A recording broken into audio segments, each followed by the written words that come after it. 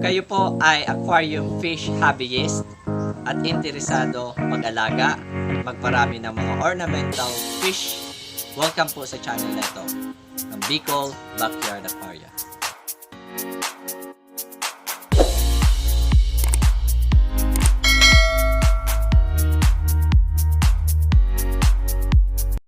Kumusta po mga ka-backyard? Bago po tayo magsimula sa ating vlog, may papakita lang ako sa inyo mga ka-backyard. Tala. So, tignan nyo mga ka-backyard, no? Ayan, no? Yan. So, merong nangitlog na ibon dito po sa aming bakuran. Ayan, no? Sa Bicol dialect, tinatawag namin siyang palago. Okay, palago. So, hindi ko alam kung ano yung English term niya. Pero sa amin, tinatawag namin palago. No? So, garangay. No? So, ang lapit lang. Ayan. So, dumako na po tayo sa ating vlog. Let's go!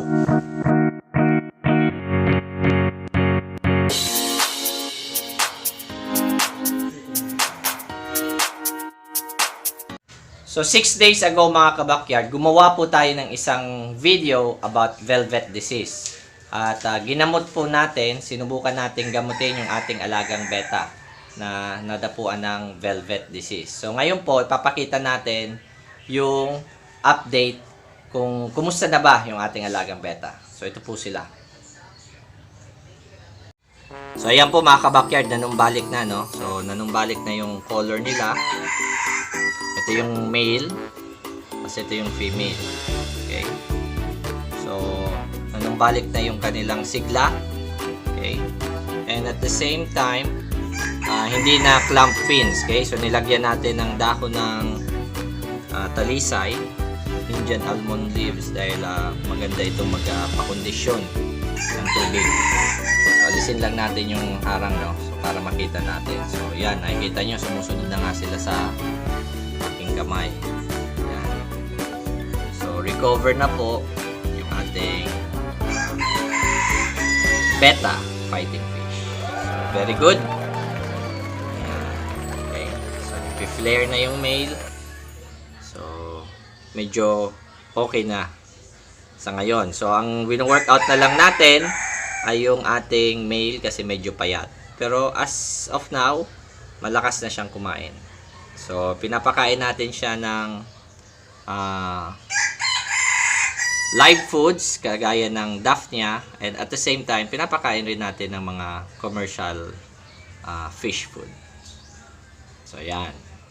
So, yun po yung ating mga beta fighting fish. So, ngayon naman po, mga ka-backyard, ang ginagawa ko ngayong hapon na ito ay sineselect na natin yung aking swordtail. Okay, tama po. Ang ginagawa natin ngayon is selecting our potential breeders. So, kung makikita nyo po, ayan, papakita natin. No? So, ito yung aking mga swordtail. So, may takip lang sila kasi medyo tumatalon yan. Okay? So, papakita ko po sa inyo. O, ito po mga ka-backyard, yung ating mga swordtail. Ano? So, kung mapapansin nyo, mga color black sila. Kasi ito talaga yung aking gusto or paboritong color. Okay? Swordtail. So, meron kang mapapansin, merong itim na ang shade ay color blue. Gaya yung nasa likod. At meron ding isa ito. Ang shade niya is color orange. Okay? And then also this one is resemble siya ng tuxedo. Okay? Parang tuxedo. Green tuxedo. Pero kinep ko siya kasi meron siyang lyre tail na characteristics. This one is also lyre tail, pero pa-develop pa lang, no? So, kasi syempre hinintay natin na hanggang mag 6 months. Ang maturity kasi nila 6 months, no? So, nakaka-4 na buwan pa lang sila. So, yung iba fully developed na as male, pero itong isang to ay single sword lang. Okay? So, ngayon ang pinipili natin kasi sa kanila, mga ka-backyard, ay yung tinatawag nating lyre tail. Okay? So, kung yung lyre tail, kung papansin niyo ay merong sanga sa tip ng kanilang mga fins, okay, ng kanilang buntot. Okay, so meron po tayo ng lyre-tail ito. Ayan. So ito po mga ka-backyard. Okay, so ito po yung ating selection. Okay, so kung makikita nyo, ito yung ating male. So this is also female and female. Ito, nagde-develop pa lang yung kanyang gonopodium. Potential siyang male. Okay? Pero as of now, itong grupo na ito na ngayon yung aking ikikep para i-breed natin. At so far, makaproduce tayo ng mga lyre-tail na black. Okay? Swordtail. Kasi, syempre, as a hobbyist, syempre, gusto rin natin, meron tayong mga paboritong itsura ng ating mga alaga. So ito yung aking napaborituhan. Okay, so they are lyre-tail black swordtail. Yan. So ang ginagawa po natin mga ka-backyard are selective breeding. So pinipili ko lang, base lang po, base lang sa kanilang katangian, exhibiting lyre-tail characteristics. Okay, ayan, this is the female, and male. Ayan.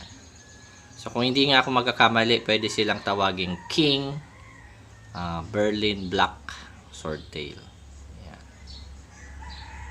Alright.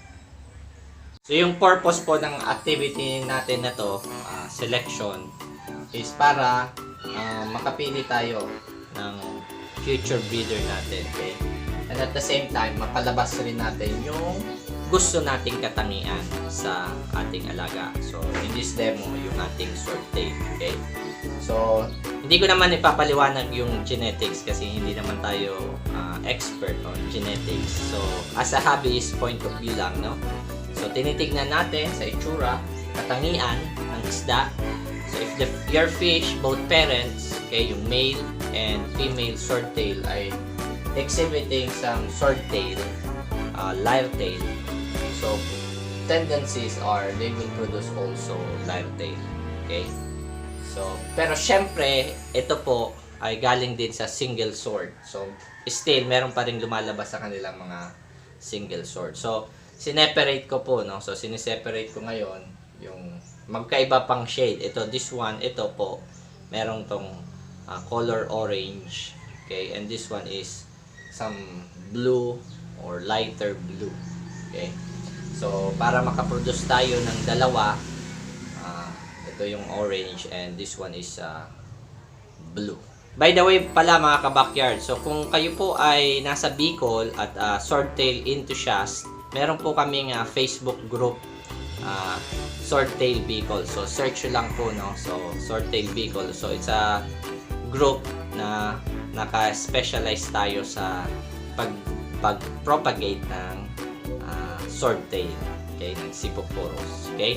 And also you can join the Swordtail Philippines, okay? So it's a group also na naka-specialize din sa pag-produce, pag-sell ng mga swordtail dito sa atin sa Bicol and sa Philippines, okay? So ilalagay ko po yung link sa baba. So kung mapapansin nyo po mga ka-backyard nyo, so madalang po ako bumili ngayon ng mga material. So, gawa ng, syempre gusto ko po kasing tutukan muna kung ano yung naririto sa akin. So gusto ko rin makita yung full potential ng aking mga alaga. Okay, kung ano ba yung pwedeng in the future maging itsura nila, no? So alam naman natin na maraming mga magaganda at kalidad na mga materyales na nasa market, no? Easily mahanap natin yan online, okay? Pero syempre, as a part ng ating hobby, okay? Syempre, yung hobby natin, we want also to improve, okay? Improving kung ano yung mga materials din na naririto sa atin. So ngayon, dahil sa ito yung aking, sabi nga natin ay side project, which is the black swordtail. So, yun, paunti-unti, yun yung ating tinututukan. So far, nagiging successful naman tayo because of this lyre-tail characteristics. Kasi alam nyo po mga backyard, sinimulan ko to, wala pa silang lyre. Okay? Sasabihin naman natin, yes, of course, maraming materials na available na mabibili na lyre tail na. Okay? So, kumbaga, hindi ka na magpapagod. Yes. Okay? Kung meron naman tayong pera, pwede naman natin talagang bilhin. So, balit, syempre nga, since this is a hobby, and yung hobby ay ginagawa natin during our leisure or free time, so, marahil hinihintay lang natin, no? So, masasabi ko na this one, ito yung aking lyre tail, Berlin Black Swordtail lyre tail is, sabihin na natin, own-produced po natin to mga kabakyard dito po. Okay? So, matagal din yung proseso. Sinimulan natin siya sa single sword and then krinos ko siya sa orange. Okay? Na lyre tail, and then selective breeding, selection. Okay? Selective mean, pinipili natin yung gusto nating characteristics ng isda. For example, lyre tail. So, yun lang po yung ating binibreed. Okay? Then, the single swords, itinatabi rin natin sila kagaya nito sa kabila. Okay? O, yun lang ang aking i-share sa inyo about this selection of swordtail. Okay? So, black swordtail. So, tinatakpan ko lang kasi tumatalon yan eh. Yan. Okay? Alright. So, sana nakatulong po itong ating maikling video about selecting our swordtail. Okay? So, magandang habit rin po yun, yung pagse-select ng selections of breeders natin, yung future breeders natin. Kasi at least, na-improve yung ating linya, tapos, at the same time, mas tinitignan natin yung standard ng ating mga isda.